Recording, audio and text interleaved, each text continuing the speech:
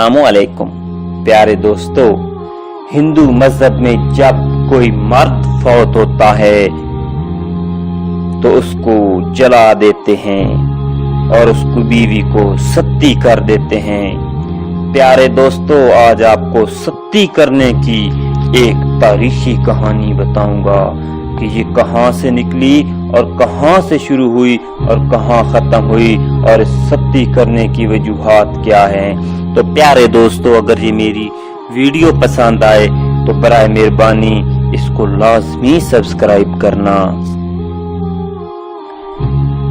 हिंदू अकीदे के मुताबिक शौहर के मरने पर बीवी का शौहर की चिता में जलकर मरना सती कहलाता है। जो हिंदू मुर्दे को जलाने की बजाय दफन करते थे वो बीवा को भी जिंदा दफन करके सती की रस्म अदा करते थे। जब शौहर की मौत कहीं और होती और लाश मौजूद न होती तो सती की रस्म अदा करने के लिए बीवी को शौहर की किसी इस्तेमाल शुदा चीज के साथ जला दिया जाता था। हिंदू सती कर रहे हैं। हिंदुस्तान में सती का रवाज बंगाल में ज्यादा आम था।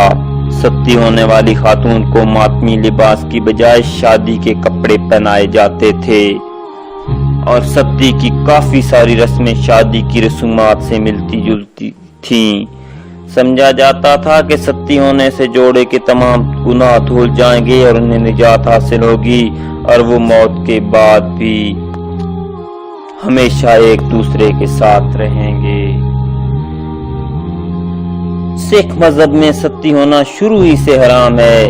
कहा जाता है कि सती होना बीवी की अपनी मर्जी होती थी, मगर मुआशरती तवक्कुआत और मजहबी दबाव बीवा के फैसलों पर यकीनन असरअंदाज होता था। ऐसी भी मिसालें मौजूद हैं जहां बीवी को चिता जलाने से पहले ही चिता पर रस्सी से बांध दिया गया था। बाज़ मौका पर बीवा को नशावर दवा देकर सती किया गया। जब बीवा को शोलों से दूर भागने से रोकने के लिए बांस इस्तेमाल किए गए। एक हिंदू बीवी सती हो रही है। सती की रस्म मजहब में कैसे दाखिल हुई? इसकी गालबन वजह ये थी कि इस जमाने में अमीर और बासर उम्र रसीदा लोग जवान और खूबसूरत लड़कियों से शादी करने में तो कामयाब हो जाते थे, मगर इन्हें हमेशा ये धड़का लगा रहता था कि इनकी जवान बीवी का किसी हम उम्र मर्द से मुआशका न हो जाए और बीवी शौहर को जहर न दे दे। सती की रस्म को मजहबी रंग देने से बीवी अपने शौहर को कभी भी जहर देने की जरूरत नहीं करेगी ताकि खुद भी जल मरने से महफूज रहे। 1806 में नेपाल के राजा को उसके भाई ने कत्ल कर दिया और तख्त पर कब्जा करने के लिए राजा की बीवी महारानी राजेश्वरी देवी को 10 दिन बाद 5 मई 1906 को जबरदस्ती सती कर दिया।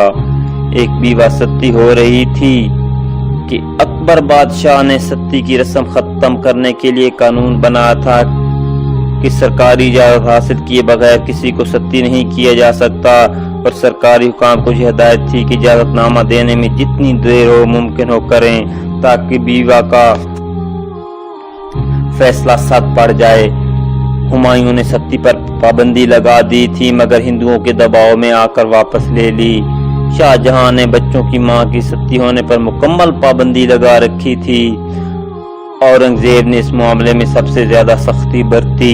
1663 में उसने कानून बनाया कि मुगल बादशाह की हदूद में सती की इजाजत कहीं नहीं दी जाएगी, लेकिन रोक रिश्वत देकर ये रस्म अदा करते रहे। मुगल बादशाहों ने सती से बचाने के लिए बीवा को तोहफे, इमदाद और पेंशन भी अदा की। 1505 में पुर्तगालियों ने गवा में सती पर पाबंदी लगा दी। अंग्रेज ने 1798 में सिर्फ कलकत्ता में सती पर पाबंदी लगाई। 4 दिसंबर 1829 को लॉर्ड विलियम बंटिंग ने बंगाल में सती पर मुकम्मल पाबंदी का ऐलान किया, जिसे हिंदुओं ने अदालत में फैसला चैलेंज कर दिया। मामला प्राइवी काउंसिल इंग्लिस्तान तक गया मगर 1832 में पाबंदी की बरकरारी के हक में फैसला आ गया, जिसके बाद ये हिंदू के दीगर हिस्सों में भी नाफिज अमल हो गया। कुछ रियासतों में सती की रस्म फिर भी जारी रही।